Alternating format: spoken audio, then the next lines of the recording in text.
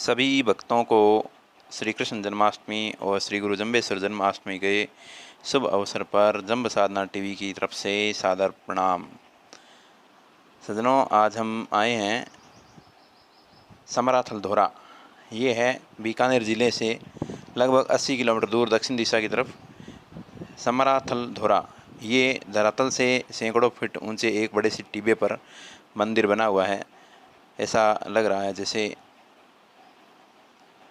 चांद की रोशनी से जगमग हो, चंद्रमा की रोशनी के समान। और ये आसपास की छटा है वो प्रकृति की मनमोहक छवि बता रही। ये है मंदिर का सामने का भाग, बिल्कुल आभामय, दीप्तिमय, प्रकाशमान। हजारों फीट ऊंचे इस टीले के ऊपर बना ये मंदिर अपनी अलग ही शोभा बिखेरता है। बड़ी संख्या में विष्णु समाज के लोग तो यहाँ आते ही हैं, अन्य समाज के लोग भी दर्शनार्थ यहाँ पर आते हैं। ये है विशाल ओरण का क्षेत्र। बड़े भूभाग में ये ओरण चित्राई हुई है और यहाँ पर सभी प्रकार के जीव विचरण करते हैं और अखेट निषिद्ध क्षेत्र भी है। ये सामने मोका मंदिर का दर्शन भी आपने किया।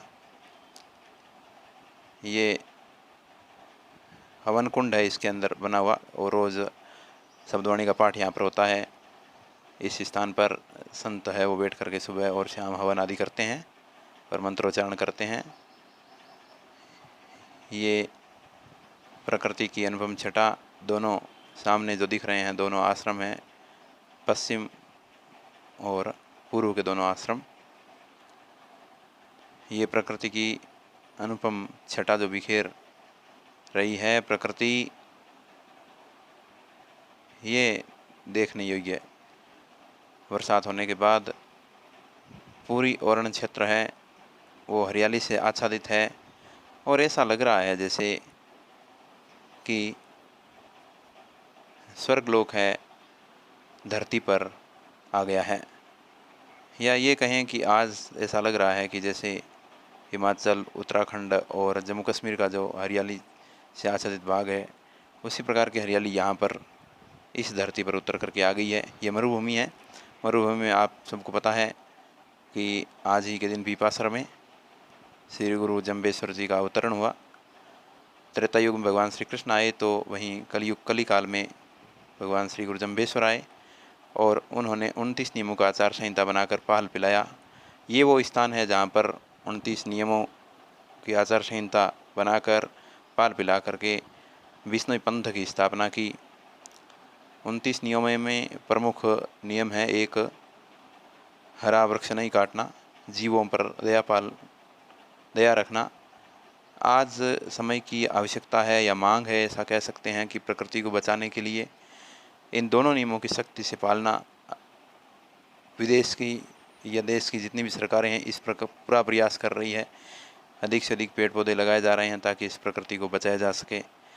श्री गुरु जम्बेश्वर जी की दूरदर्शिता इस प्रकार से देखिए कि आज से 500 साल पहले कह दिया था कि आप पेड़ों की रक्षा कीजिए।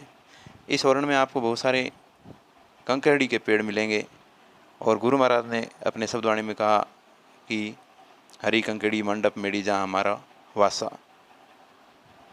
यानी जहाँ पर हरी कंकड़ी होगी वहीं पर मेरा वास स्थान है।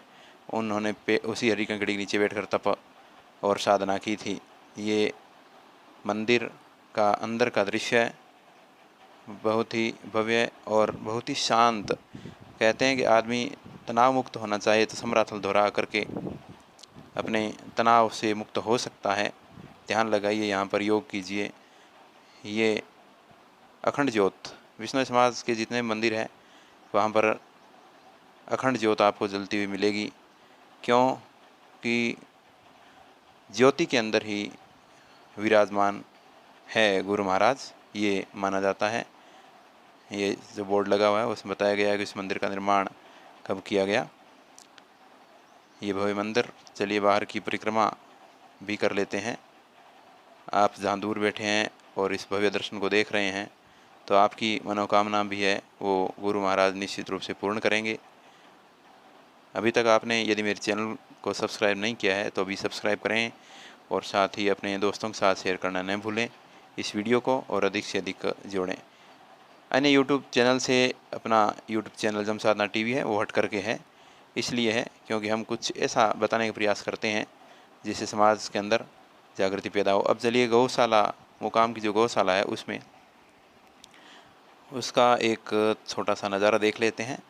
हरिण है जो आसानी से यहाँ विचरण करते हुए दिखाई दे रहे हैं। जंगली क्षेत्र में जहाँ कई स्थानों पर कुत्ते आदि है वो वार कर देते हैं तो हिरण आदि घायल हो जाते हैं वन्य जीव, तो उनको यहाँ पर लाया जाता है और यहाँ पर उपचार आदि किया जाता है। अलग से एक बाड़ा कह सकते हैं बना हुआ है, उसमें इस प्रकार के जो जीव जंतु है उनको रखा जाता है। अब ये ऐसे घुल मिल गए हैं तो उनको मनुष्य का कोई डर नहीं लगता। जैसे हम उनके पास में गए तो वो निश्चित रूप से हमारे पास आने की कोशिश कर रहे थे। ये देखिए, इनके मन में किसी प्रकार का भय नहीं है। बहुत ही शांत स्वभाव का ये जीव, न जाने लोग कितने क्रूर और निर्दयी हो जाते हैं कि इनका शिकार करते हैं। ईश्वर ने, विधाता ने कितनी सुंदर रचना की है। ये नीलगाय के छोटे बच्चे हैं वो भी है, और ये हिरण जो मैं आपको बता रहा हूँ वो लगभग 50 के आसपास हिरण इस गौशाला में हैं जिनका उपचार आदि चल रहा है। जब एकदम स्वस्थ हो जाएंगे बिल्कुल तो वापस जंगल में छोड़ दिया जाएगा, लेकिन तब तक यहीं पर रखा जाएगा और इनका उपचार आदि किया जाएगा। तो ये है मुकाम गौशाला का एक नज़ारा, मैं बता रहा हूँ आपको, मुकाम गौशाला का एक भव्यतम नज़ारा।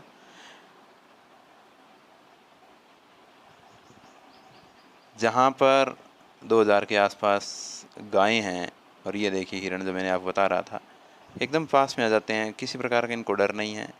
और वैसे भी कहा जाता है कि बिश्नोइयों के गांव में हिरण खुले विचरण करते हैं क्योंकि उनको ये पता है कि इस जगह पर हमारी रक्षा है वो हो सकती है, इसके अलावा अन्य किसी स्थान पर हमारी रक्षा संभव नहीं है। ये झुंड एक साथ आज देखने को बहुत कम मिलते हैं। एक बड़ा हिरण जो अपनी आक्रामकता दिखा रहा है और लंबे लंबे सींगों से, देखिए भव्य नज़ारा।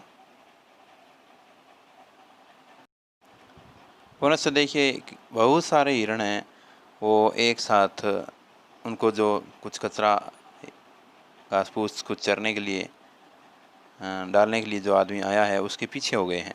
यह निडरता देखिए, ये भी प्रेम चाहते हैं, प्रेम के भूखे हैं। धरती के जितने जीव है सभी प्रेम के भूखे हैं, उसी प्रकार ये प्रेम के भूखे जीव हैं।